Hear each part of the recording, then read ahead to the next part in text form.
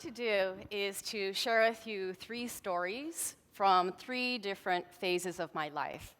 Firstly, as a West Point cadet, then as a corporate executive, and lastly now, as an entrepreneur.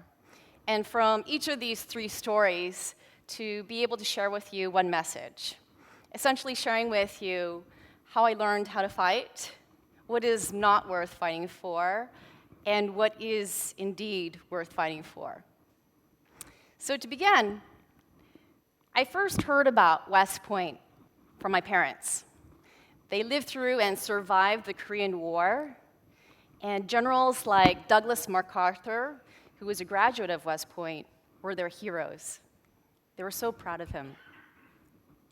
And so, at this particular moment, my parents were trying to convince my younger brother to apply to West Point.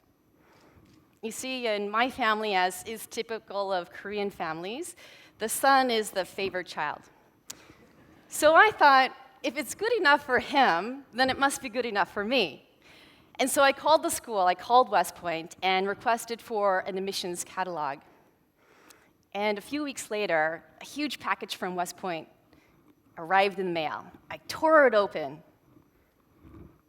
and this was the front cover. Look, they're tall, dark, and handsome. And I'm not. I'm a short Asian American female.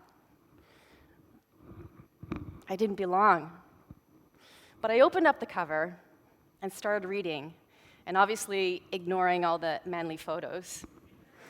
And I was inspired with what I was reading. West Point develops leaders of character, heroes, and I wanted to be a hero. So I applied and was accepted, and by the summer of the next year, when I turned 17, I was at West Point. And at West Point, all cadets are athletes. And so I had to choose a sport. And I thought that, considering that there were only 10% women at West Point, and that I had chosen a profession in which it was male-dominated, it might be a good idea to learn how to defend myself. So I chose judo. As many of you may be aware, judo is a martial art. There's no kicking or punching. It's known as the gentle way. And it's just a series of throws and arm bars and chokes. And I thought, okay, I could do this. There's a reason why I'm doing this. So I went to practice, and I realized that most people who choose judo as a collegiate sport are those who typically have started learning it when they were 5 or 6 years old.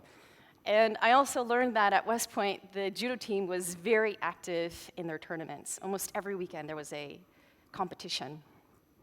So I just continued on practicing, and as I realized the first tournament was just around the corner, the senior captain of the judo team at West Point saw that I was overwhelmed.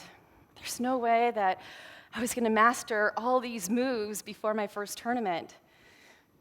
But he gave me a profound piece of advice. He said, simplify. Don't think of the thousands of moves that you have yet to master. Just think of 4. What are you going to do when your opponent pulls you forward, pushes you back, moves you left, and moves you right? I was like, okay, I think I could do this. And so that's all I did. I decluttered my mind and just focused on my balance, my execution of just those 4 moves. And when my first tournament arrived, I was there on the mat across from my opponent. I won.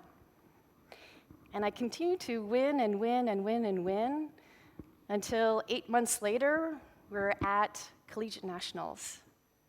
And I won 3rd place with All-American honors.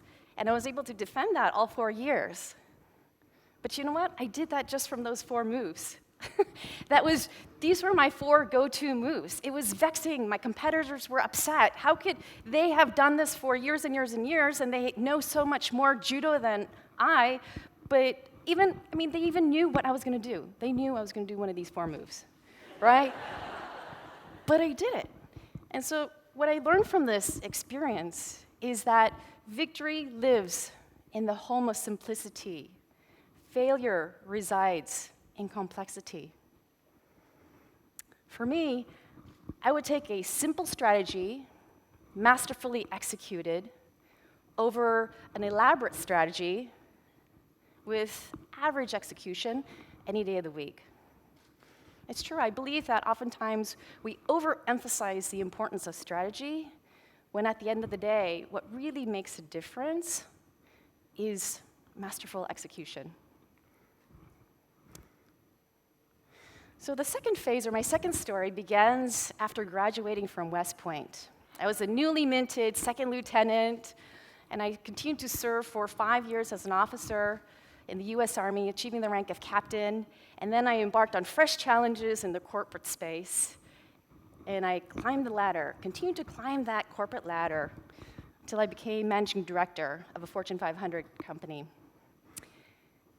And I remember in the back of my head, all along, my parents would tell me, Grace, if you study hard, and now if you work really hard, your life will get easier. And so that's why I worked so hard, because I was hoping that one day when life would get a lot easier would come a lot sooner. So I worked through weekends, I worked late into the night, I began collecting badges. So whether it was going through airborne school and air assault school, learning how to rappel out of helicopters or parachute out of planes, whether I got my double master's degree or achieved that rank of managing director for Southeast Asia for a healthcare company here, I collected these badges. But it was when I turned 38, at the top of what I thought was the corporate ladder, that I realized, it's not getting any easier. And I looked around to all the other senior executives as well. Their lives weren't any easier as well. Because every single role in which I was responsible for, there were unique challenges. Something new that I had never seen before. And even though the achievements helped open the door to these new opportunities, I was under this mental framework that was supposed to get easier, right? And so I realized that in my second story here, my point is that every battle is its own war. And so for me, I realized that if that was my mental framework, that life is going to get easier, if that was my source of motivation, it just wasn't enough for me to make it through the long haul. There had to be something a little bit more significant, something beyond, bigger than myself, in order to get to where I wanted to go, to continue that motivation. And for me, I realized also that it was inconsistent with who I was as a person and who I wanted to become. That belief that life would get easier was false. And so I needed to find something else to keep me motivated.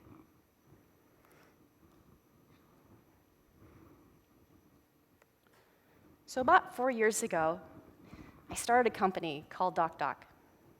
I started with my husband, Cole Serchek. And I was so excited because the marketplace is right. I believe that now was the time in which healthcare and information technology would converge. We were there at the right place at the right time. And what we did was we connected patients with doctors. We helped them with their appointment booking.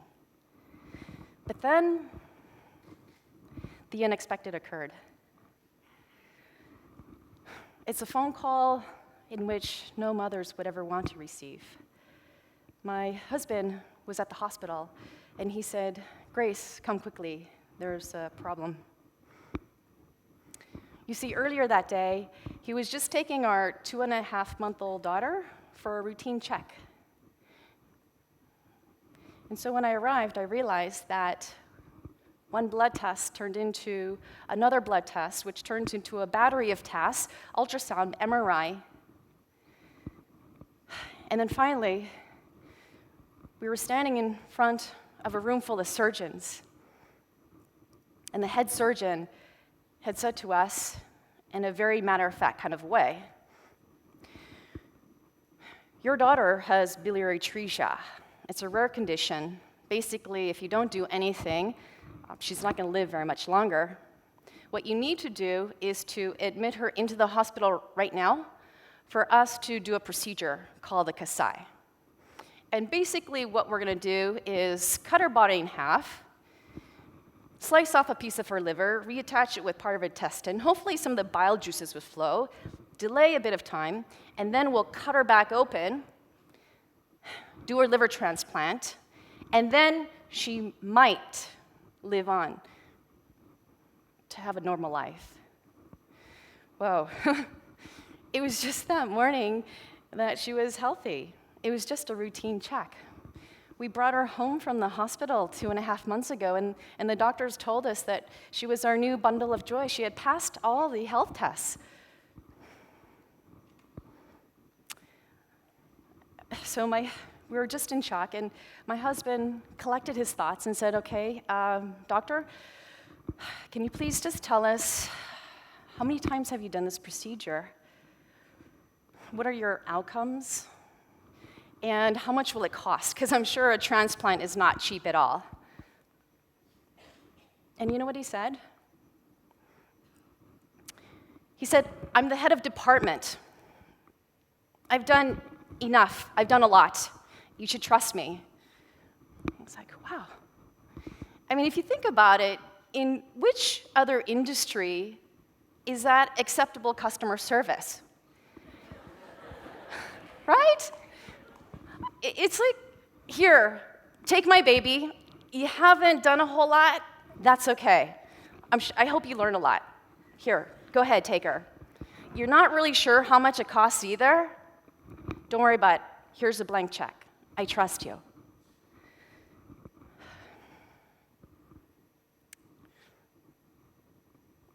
It was at that moment that I thought, I've been in the healthcare space at that time for at least 10 years. I knew the marketplace. I knew the doctors. I knew who I could trust. And I called Dr. Shanker. I said, "Dr. Shanker, please come down. It's an emergency. We really need your help." See, this Dr. Shanker was someone who we had worked with a few years prior. We did a medical mission. We raised some money for charity for children in Vietnam who could not afford a heart surgery but needed it.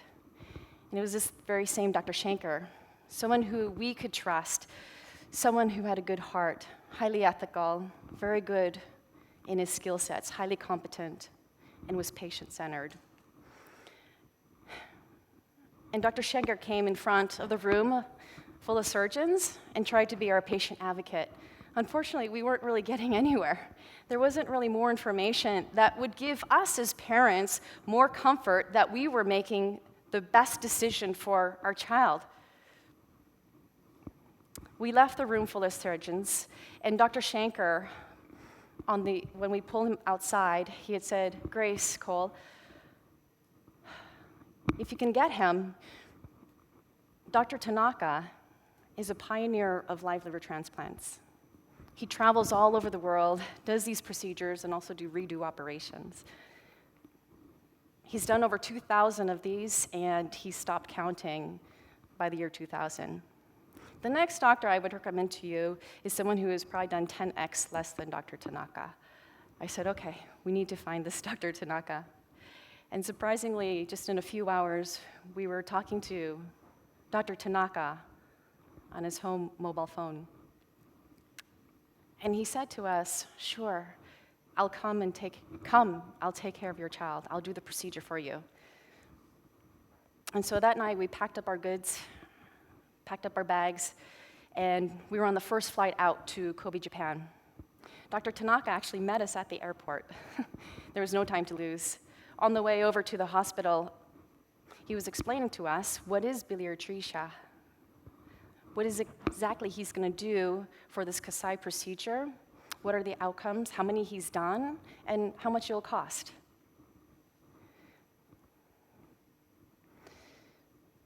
The procedure was a success, but unfortunately, we caught it a bit too late. And so it was only 6 months later that we were back in the operating room for the liver transplant. And so here I am carrying my daughter into the operating theater.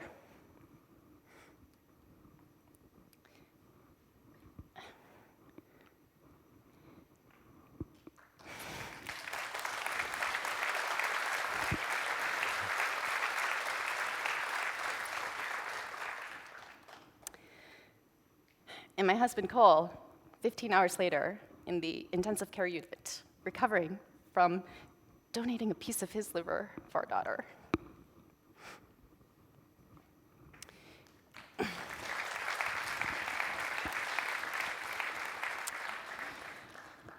It was at this moment that our mission at DocDoc became clear.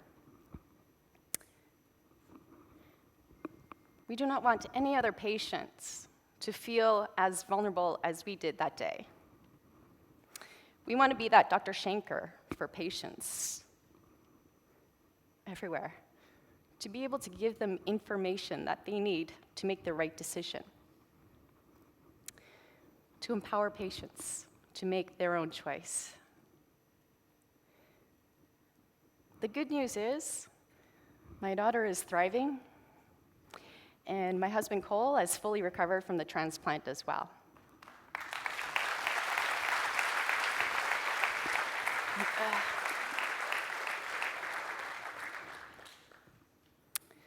From this deeply personal experience, I've learned that love is a powerful motivator. I think that John Lennon said it well, that love is all you need. And from my journey so far, what I've learned is that a simple strategy, masterfully executed, is extraordinarily powerful. I also learned that when your source of motivation is for personal gain, it may not be enough to sustain you through the long haul. But when you fall in love with a mission that is far greater than yourself, you tap into a deeper, more profound source of motivation. And there, you find what is worth fighting for. Thank you.